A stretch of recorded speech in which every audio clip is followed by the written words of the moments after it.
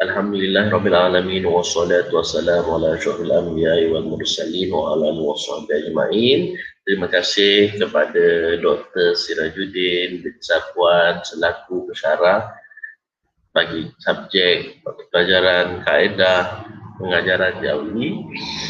Jadi pada hari ini saya ingin memberi penerangan dan juga sedikit maklumat mengenai pembuatan, pembinaan ataupun pembikinan rancangan pengajian harian saya mengenai subjek Jawi. Okey.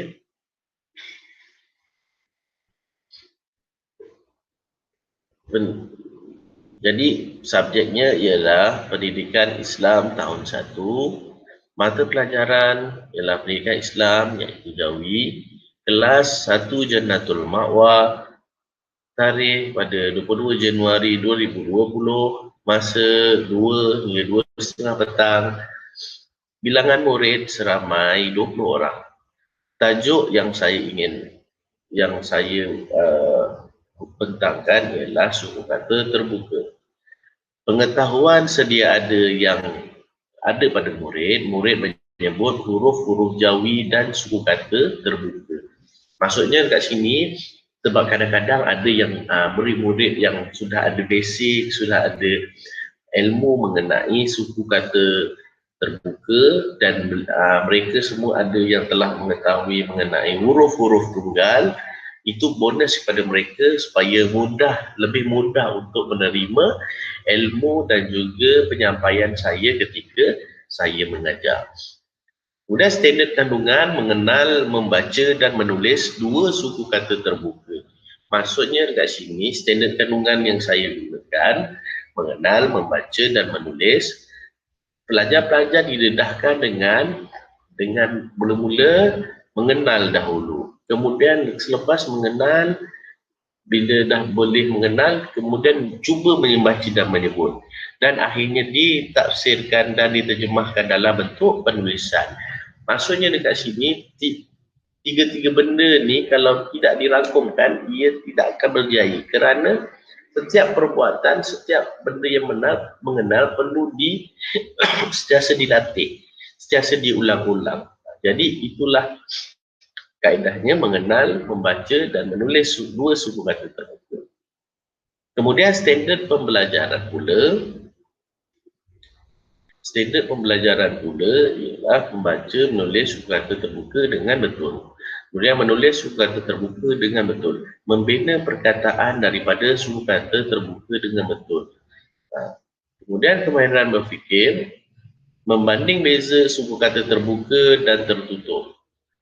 Aktivitinya, setiap cawan, susun cawan ni seperti aktivitinya, setiap cawan dituliskan setiap kalimah suku kata terbuka. Jadi murid akan sesuaikan contoh perkataannya.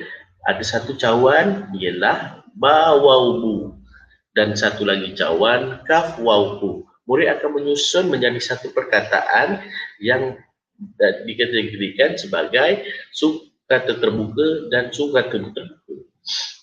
Kemudian gabung jalin adab bercakap benar. Maksudnya di sini gabung jalin yang jika kita bertanya kepada murid, adakah murid memahami apa yang kita ajarkan? Jadi mereka akan bercakap benar sama ada dia menerima ataupun dia kurang memahami apa yang kita ajarkan. Penerapan nilai fasih, tawakal, yakin dan berani. Seterusnya penilaian PNP, lisan murid dan mengeja. Murid dapat mengeja, membaca dua suku kata terbuka dengan betul. Penulisan, menulis dan menyambung huruf. Setiap apa yang dari segi lisan, murid-murid akan dinilai daripada kaedah dia mengeja dan dia membaca dua suku kata terbuka dengan betul. Dengan kaedah penulisan, kita dapat melihat sama ada dia dapat menulis huruf ba dengan betul. Mereka dapat menulis huruf ta dengan betul. Setiap huruf tunggal yang telah diajarkan, kita akan menilai daripada segi penulisan. Okey, bahan-bahan bantu mengajar yang saya gunakan ialah kad huruf. Kad huruf seperti yang nanti saya akan tunjukkan seperti mana kad hurufnya. Itulah kaedahnya kerana di kad huruf tu semuanya ada berkaitan dengan huruf-huruf Rumi dan juga huruf-huruf Jawi. Kemudian cawan, slide dan lembaran kerja. Lembaran kerja ni ialah latihan-latihan yang boleh dipraktikkan kepada murid-murid dan supaya murid-murid akan lebih memahami, murid-murid akan lebih peka terhadap apa pembelajaran yang telah saya mengajarkan kepada mereka. Okey, kemudian kita masuk kepada langkah. Langkah yang pertama, memberi salam. Mukadimah selama 1 minit, kerana selama 1 minit itu cukup hanya kita memberi salam, kemudian bacaan doa. Bacaan doa, murid membaca doa bersama-sama guru. Jadi catatan yang saya boleh lampirkan ialah khusyuk, tawakal dan adab berdoa. Jadi setiap kali masuk, saya akan memberitahu kepada murid, akan duduk, memberi perhatian, kemudian kita akan benadah tangan sama-sama, kemudian kita akan mulakan bacaan doa, sama ada bersama-sama ataupun diketuai oleh ketua kelas ataupun murid, supaya mereka lebih berdikari, supaya mereka lebih menjadi berkebolehan, tampil berani. Itu ialah kebiasaan dalam proses pengajaran dan pembelajaran. Kemudian set induksi, 5 minit fasa persediaan, pemerhatian dan menganalisis. Murid melihat video di hadapan soal jawab berdasarkan murid melihat video yang dipaparkan slide. Jadi saya akan buka dulu slide sementara supaya mereka lebih fokus, kerana murid-murid tahap rendah mereka lebih fokus dengan keadaan video ataupun slide ataupun paparan-paparan, mereka akan cuba sangat berminat kerana mereka lebih fokus. Kemudian murid menjawab soalan yang dilontarkan oleh guru. Kemudian yang kedua, murid dipilih secara awal untuk menjawab soalan guru, murid diberi pujian.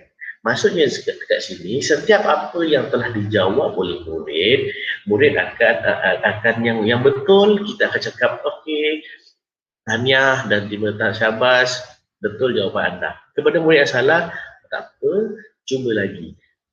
Maksudnya kat sini itu ialah satu penerapan nilai supaya murid lebih akan mencuba. Murid akan tidak akan pasif, tidak akan diam. Murid akan sentiasa berinteraksi dengan kita ketika kita di dalam kelas. Jadi apa tayangan yang saya gunakan ialah tayangan yang yang saya paparkan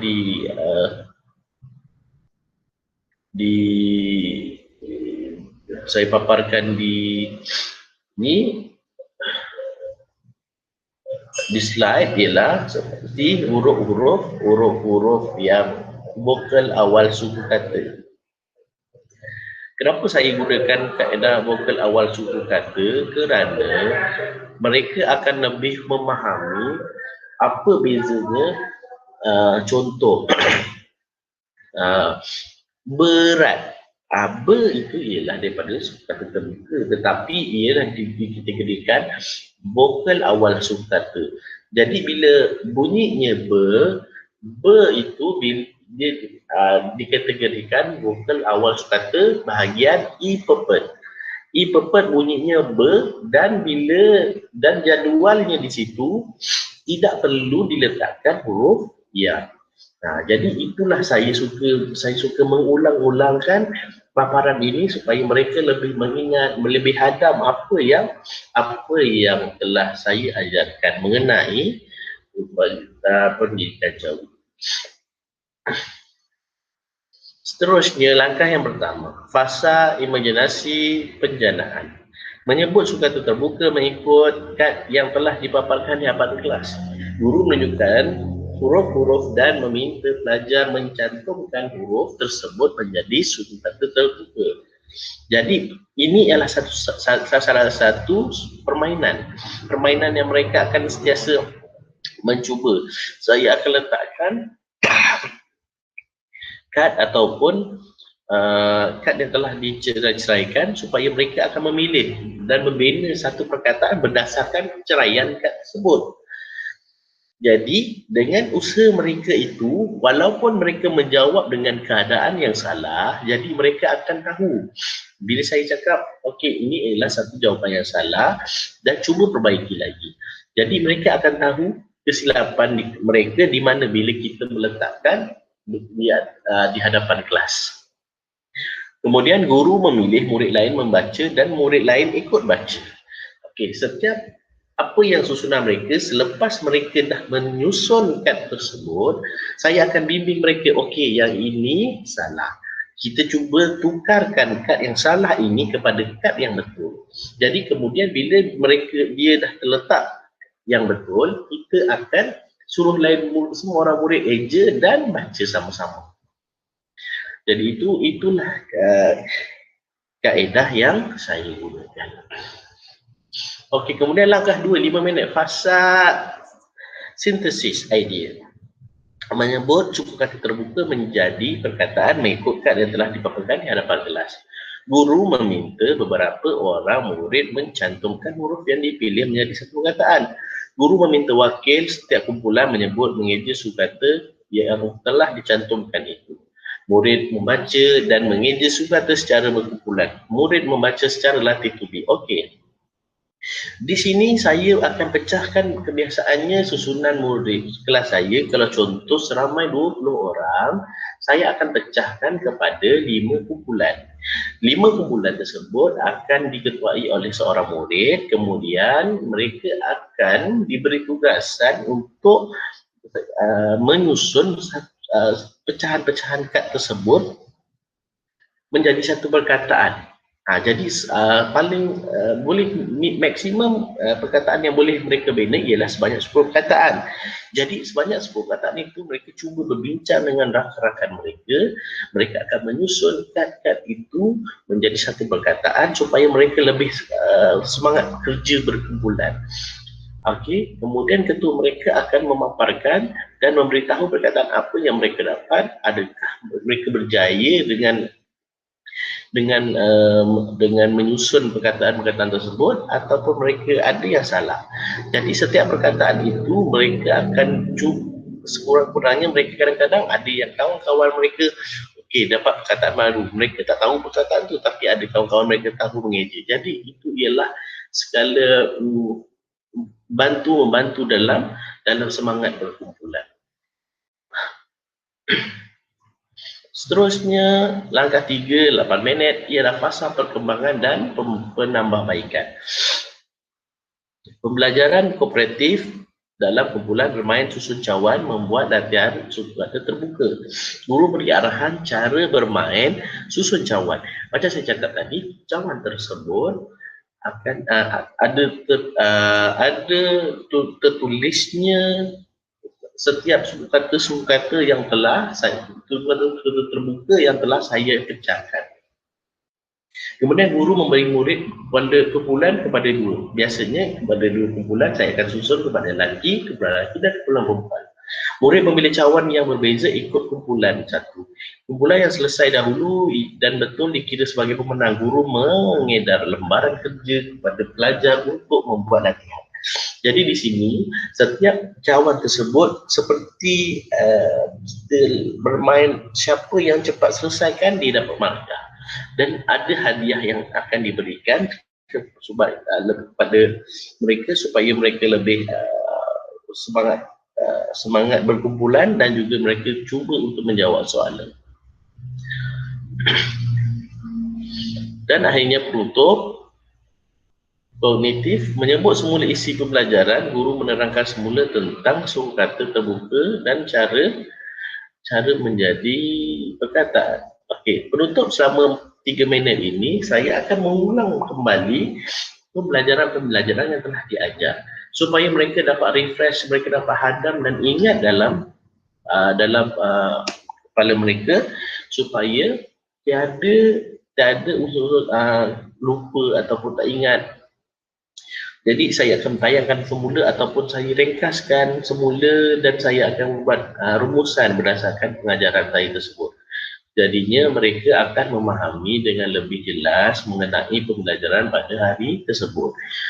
Dan jika saya akan membuka sesi soal jawab ataupun sesi tidak penerangan, jadi saya akan buka pada penutup 3 minit tersebut. Penutup sosial menasihati supaya memperbuat baik sebagai seorang murid dan anak. Sentiasa membaca Al-Quran, sentiasa membaca perkataan atau tulis jawi untuk memudahkan menyebut dan mengeja. Jadi sebagai penutup sosial ini saya suka kerana saya lebih memberi pengajaran kepada mereka dengan apa yang mereka telah belajar. Contoh kaitannya dengan jawi. Bila jawi ini bacaannya hurufnya bersamaan seperti lebih kurang dengan huruf Al-Quran. Jadi lebihkan mereka untuk supaya mereka mendorong mereka supaya mereka lebih membaca Al-Quran, sentiasa membaca perkataan-perkataan atau tulisan jawi supaya mereka lebih mahir. Batu kemudian suka membaca kitab-kitab agama yang bertulisan jawi dan memertabatkan tulisan jawi ini. Jadi itulah saya memberikan pengajaran ataupun hikmah di sebalik kita mempelajari jawi tersebut. Maka murid diingatkan supaya sentiasa buat baik, bersyukur, sentiasa membaca perkataan atau tulisan jawi untuk memahirkan, menyebut dan mengeja. Jadi itulah kelebihan-kelebihan yang saya suka terapkan kepada anak murid saya supaya mereka lebih meminati pendidikan jawi. Jadi refleksi yang saya dapat simpulkan, ikuran daripada membuat refleksi ini, saya dapat mengambil kesempatan untuk memuhasabah diri saya sebelum melaksanakan proses pengajaran dan pembelajaran, terutama tajuk ini. Masih banyak perkara yang perlu saya perbaiki. Jadi masih ada lagi yang kadang-kadang ada murid yang kurang memahami, ada murid yang seorang, 2 orang yang masih terpinga-pinga lagi dengan pengajaran saya. Jadi saya akan perbaiki lagi. Justru saya perlu mengambil beberapa langkah segera dan bersesuaian jika saya diberi peluang mengajar pada lain kali. Perkara-perkara yang boleh menyebabkan proses pengajaran dan pembelajaran menjadi lemah perlulah segera diatasi dan juga dielakkan dari berlaku yang sedemikian. Seorang guru haruslah memiliki sifat kritis dan inovatif. Hal ini akan lebih menjadikan proses pengajaran dan pembelajaran berjalan dengan secemerlang mungkin.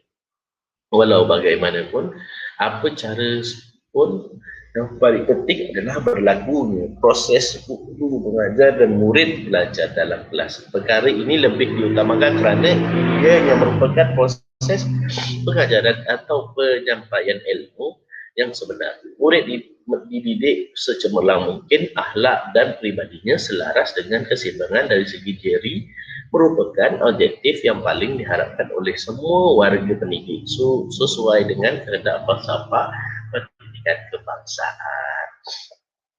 Baiklah, jadi saya ingin menunjukkan kepada doktor ataupun para penonton mengenai apa yang saya tayangkan. Jadi, cukup kata terbuka bersama saya. Okey, sebelum itu saya telah memuat turun satu video yang berkaitan dengan satu kaedah nyanyian. Kenapa saya membuka video ini? Kerana video ini amat bersesuaian dengan tema ataupun kesukaan pelajar-pelajar murid-murid untuk tahap yang rendah dengan kaedah lagu, nyanyian, ulang-ulangan tersebut. Jadi kita akan cuba melihat. Kemudian video tersebut.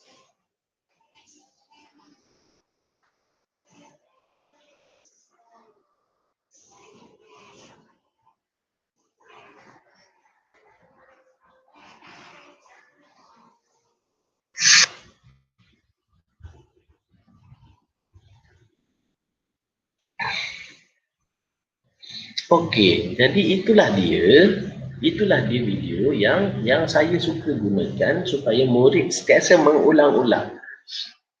Jadi dengan kaedah tersebut murid akan lebih peka dengan hafalan-hafalan mereka dengan kaedah nyanyian. Kemudian saya suka menggunakan kad dalil ini.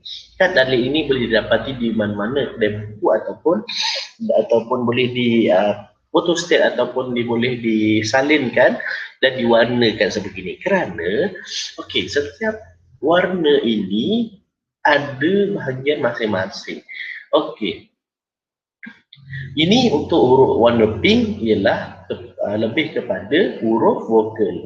Untuk warna kuning pula ialah untuk huruf konsonan. Dan huruf konsonan ada huruf K ni, kenapa ada dua? Untuk K awal sukata ialah huruf kaf dan akhir sukata ialah huruf qaf. Jadi untuk huruf K ni ialah dikategorikan sebagai hukum K sebab dia spesial, ada dua huruf. Kemudian dan warna biru ini ialah dikategorikan sebagai digraf. Dan akhir sekali untuk warna hijau ini ialah vokal awal sukata. Jadi setiap murid-murid akan dibekalkan setiap seorang dengan kad ini supaya mereka akan lebih dengan berwarna-warna mereka akan lebih meminati, mengingat. Contohnya B, ba. Huruf C, ca. Jadi mereka akan tahu padanan-padanan dan mereka tidak akan salah dalam menilai huruf-huruf tersebut. Sebab ini ialah basic, basic untuk pengajaran jawi. Okey, mengenal sukata terbuka. Okey, sukata terbuka ini ialah sukata terbuka. Contohnya huruf ba. Ba bila huruf ba ialah seperti huruf ba ruminya ialah B. Bila diletakkan huruf alif, bunyinya masih ba. Okey, kalau untuk yang ini pula dia dikategorikan sebagai bunyi be, ce, de, se, nge. Itu ialah kategori untuk huruf alif. Untuk kategori untuk huruf ya pula bunyi ini ialah dan juga i. Bunyi ini ialah i paling. Bunyinya ialah be, ce, de, se, nge, me. Okey, ini ya bunyi i, b, ci, di, si, ni, mi. Jadi ini ialah kategori untuk huruf ya.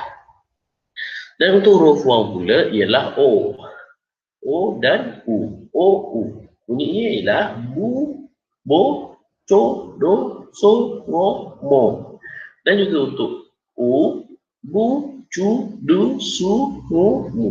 Jadi bila murid-murid didedahkan dengan jadual ataupun rajah ini berkait pula dengan kad ini, murid akan lebih jelas, murid akan lebih memahami apa itu sukata awal sukata, apa itu sukata terbuka. Okey, berikan contoh perkataan yang pertama ialah jari. Saya suka menggunakan kaedah macam mana kita nak tahu jari ini ialah perkataan. Mereka tidak boleh membezakan antara perkataan dan sukata sebab mereka masih budak-budak. Jadi saya akan menerangkan kepada mereka jari ini ialah perkataan. Kemudian macam mana kita nak tahu dia ialah sukata? Kita kena eja jim alif ja, ra, ya, ri, jari. Kemudian kaedah ini saya gunakan ketika saya mengajar kaedah mengajar jawi. Jadi apakah kaitan dengan huruf J seperti jim seperti bersamaan dengan huruf J, alif dengan huruf E, tambah pula dengan huruf R, ra bersamaan dengan huruf R dan juga ia bersama dengan huruf I. Okey, jadi jari bila ada sukata terbuka.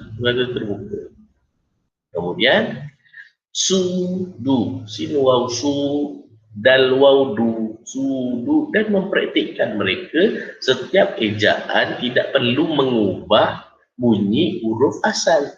Contoh bukannya sa waw su. Jadi huruf asalnya sin waw su, dal waw du, sudu. Jadi mereka akan biasa dengan bunyi tersebut dan huruf-huruf itu. Kemudian huruf ta, ta, ta alif, ta, lam yali, tali. Setiap apa yang kita tunjukkan, kita akan cuba bunyikan dan suruh mereka mengeja sekali bersama-sama. Kerana mereka akan lebih mendengar dan juga melihat apa yang ditonton dan dipraktikkan dalam penulisan. Okey, kemudian yang terakhir, batu. Ba alif, ba, ta, waw, tu, batu. Okey, jadi itulah dia kaedah-kaedah pengajar jawi yang saya gunakan. Saya lebih suka menggunakan papan slide ataupun tayangan slide supaya mereka lebih suka menonton. Bila mereka suka menonton, mereka akan lebih fokus. Jadi bila untuk pengajaran yang tanpa menggunakan slide, saya suka menggunakan kaedah kerja berdua ataupun permainan. Jadi keseimbangan itu tiada masa untuk mereka untuk bermain ataupun membuat kerja lain. Jadi insya-Allah setiap apa yang saya ajarkan, mereka akan lebih fokus. Dan seterusnya,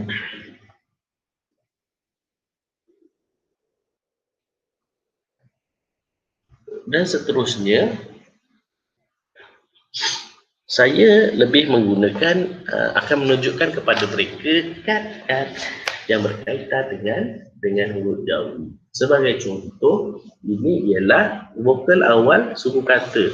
Vokal awal suku kata ini saya akan buatkan perkataan